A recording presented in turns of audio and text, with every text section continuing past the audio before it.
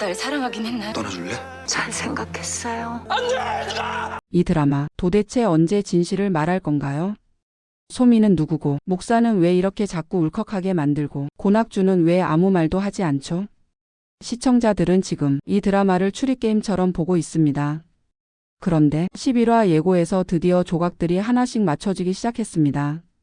소미는 이해숙의 젊은 시절, 목사는 해숙이 잃어버린 아들, 그리고 고낙주는 모든 걸 알고도 말하지 않는 유일한 남자.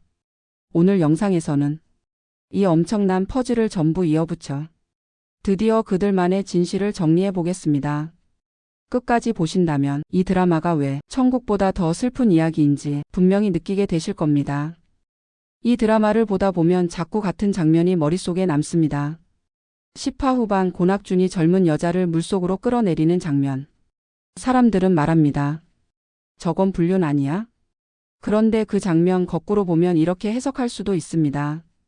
젊은 시절 이해숙에게는 남편 고낙준 그리고 아들 은호가 있었습니다. 그런데 어느 날 은호는 사라졌습니다. 세상 어디에도 없는 아이. 경찰은 움직이지 않았고 도움은커녕 오해만 남았죠. 그녀는 무너졌습니다. 아이를 잃은 엄마가 살아갈 수 있는 삶이란 사실상 죽지 못한 삶에 불과했으니까요. 그리고 그녀는 물에 뛰어듭니다. 고낙주는 그녀를 구합니다. 하지만 구한 건 몸뿐이었습니다. 이해숙은 그 순간 이후로 아이의 존재, 이름, 기억, 모든 걸 잃어버립니다. 자신이 어떤 사람이었는지도 흐릿해집니다. 오직 남은 건 가슴 깊이 무언가가 비어 있다는 감각. 그리고 그 감각은 이해숙의 전생을 소미라는 또 다른 존재로 만들어냅니다. 이해숙은 기억을 지우고 가혹한 삶 속으로 숨어버립니다. 남편은 전신마비가 되어 누워있고 어쩔 수 없이 생업을 위해 살아가는 사채업자, 냉정한 계산, 죄책감 없는 하루. 그런 척하며 살아갑니다. 하지만 그녀의 무의식은 멈추지 않았습니다. 기억은 묻었지만 감정은 살아있었고 그 감정은 결국 소미라는 모습으로 다시 깨어납니다. 다른 얼굴, 다른 시대, 다른 이름. 하지만 똑같이 아픈 손짓과 똑같은 잠버릇으로 사람들이 이해숙을 닮았다고 말하게 되는 겁니다. 그래서 10화에서 고낙준이 소미를 구하는 장면은 처음부터 끝까지 계획된 선택이었는지도 모릅니다. 그는 이미 알아봤습니다. 소미의 얼굴 속에 젊은 해숙이 있었다는 걸. 하지만 왜 아무 말도 하지 않을까요? 그건 지금의 이해숙이 다시 아들의 기억을 되찾으면 또다시 무너질 걸 알기 때문입니다. 그래서 그는 침묵합니다. 지금의 해숙을 위해서도, 다시 태어난 해숙을 위해서도. 이 드라마가 보여주는 모든 건 기묘한 죽음의 세계도 아니고 전생 환생 판타지만도 아닙니다. 한 사람의 찢어진 기억을 다시 이어붙이는 이야기입니다. 그리고 그 기억은 지금 다시 살아난 소미를 통해 해숙과 고낙준에게 마지막 기회를 주고 있는 겁니다. 잃었던 아이, 외면했던 진실, 그리고 남겨진 감정. 이젠 마주해야 할 시간이 왔습니다. 우리는 보통 사랑하는 사람에게는 모든 걸 털어놓는 게 정답이라고 생각합니다. 하지만 때로는 아무 말도 하지 않는 것이 마지막 배려일 수도 있습니다. 지금 고낙준이 바로 그런 상태입니다. 10화까지 지켜본 시청자라면 눈치챘을 겁니다. 고낙준은 소미를 처음 봤을 때부터 뭔가를 알고 있었습니다. 놀라지 않고, 혼란스러워하지 않고, 오히려 아주 조심스럽게 그녀를 지켜보고 있었죠. 왜일까요? 그는 알고 있었던 겁니다. 소미는 젊은 시절의 이해숙이라는 것을요.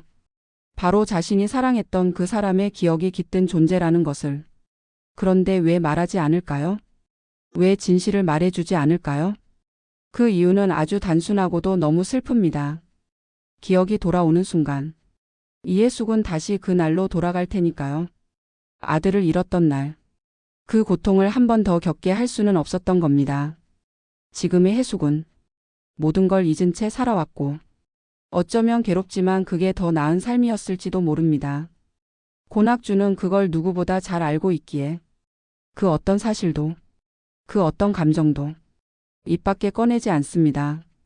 고낙주는 이 드라마에서 아주 특별한 인물입니다. 그는 전생의 사건에 관여된 목격자이자 생존자, 그리고 해숙의 침묵을 지켜주는 마지막 사람입니다. 그는 아들도 잃었고, 아내도 잃었고, 건강도 잃었습니다. 하지만 그가 끝까지 놓지 않은 건 진실을 말하지 않는 선택이었습니다. 왜냐면 사랑은 말로만 하는 게 아니라 때론 기억을 덮어주는 데서 시작되니까요. 하지만 이 침묵은 영원하지 않습니다. 진실은 결국 밝혀져야 하고 그 진실이 드러나는 순간엔 반드시 누군가가 옆에 있어야 하니까요. 그래서 고낙주는 지금도 그 자리에 서 있는 겁니다. 해숙이 진실을 마주했을 때 그녀가 무너지지 않게 받쳐줄 유일한 사람으로, 말 없이 옆을 지키는 존재로. 이건 단순한 멜로가 아닙니다. 기억과 죄책감을 감싸 안는 깊은 서사의 중심에 고낙준이 서 있는 거죠. 10화에서 우리는 아주 조용한 반전을 하나 발견했습니다. 로또 방송. 해숙과 목사가 함께 나온 그 장면. 그저 웃긴 상황일까요? 아니면 제작진이 숨겨놓은 아주 중요한 힌트였을까요? 이해숙에게는 아들이 있었습니다. 이름은 은호. 그런데 지금 그녀는 아들이 있었다는 기억조차 잊고 살아갑니다. 그 아들이 천국의 목사님이라는 사실도 전혀 알지 못합니다. 그런데 이상하지 않나요? 해숙은 목사에게 유난히 따뜻합니다. 목사는 해숙 앞에서 유독 조심스럽고 뭉클해 보입니다. 이유는 단 하나. 무의식이 서로를 알아보고 있기 때문입니다. 해숙이 목사에게 따뜻한 밥을 해주던 장면. 기억나시죠? 그 장면은 단순한 식사가 아닙니다. 엄마가 잃어버린 아들에게 마지막으로 해주는 위로의 밥상. 그녀는 모릅니다. 이름도 관계도 얼굴도. 하지만 마음은 압니다. 그 아이가 자신이 그렇게 기다렸던 아이라는 걸. 반대로 목사도 느끼고 있습니다. 해숙이 그냥 어르신이 아니라는 걸. 그는 5살에 죽었다고 했습니다. 그 누구에게도 사랑받지 못했다고 말했죠. 그런데 해숙이 보여주는 작은 손짓 하나, 말투 하나, 음식의 온기 하나에 그는 본능적으로 눈시울이 붉어집니다. 그건 아들이 느끼는 감정입니다. 엄마를 알아보는 기억이 아니라 엄마를 감각으로 기억하는 마음의 반응입니다. 10화에서 센터장이 말하죠. 로또 방송 스태프들이 이해숙의 사연이 거짓이라고 하자 센터장은 거짓이 아니라고 말합니다. 그건 간접적으로 이해숙의 아들이 목사님이라는 것을 알려준 것이라고 보입니다. 너무도 조용하게, 하지만 분명하게.